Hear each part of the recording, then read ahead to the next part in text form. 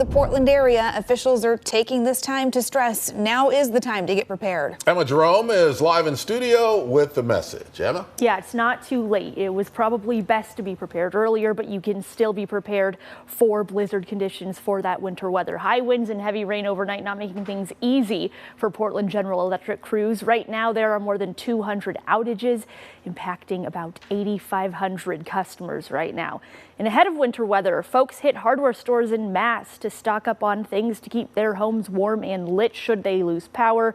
We had a crew over at Ankeny Hardware yesterday as people lined up out the door looking for things from de-icer and pipe protection to indoor safe heaters.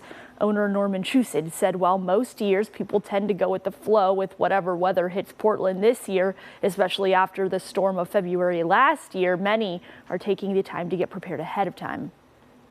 People are saying we're getting prepared this time for a change. Normally, a lot of people don't, because they're finding out if you're up in the Northwest Hills and you need ice melt, you're not going to drive to town and get it. Nobody's going to deliver it. Portland General Electric also laying out what people need to have in case of an outage, especially if it lasts more than a few hours. These are things like chargers for your car, food, and water. For more on what you should have in your outage kit, just head to KOIN.com. Emily? All right, Emma, thanks. And if you want to track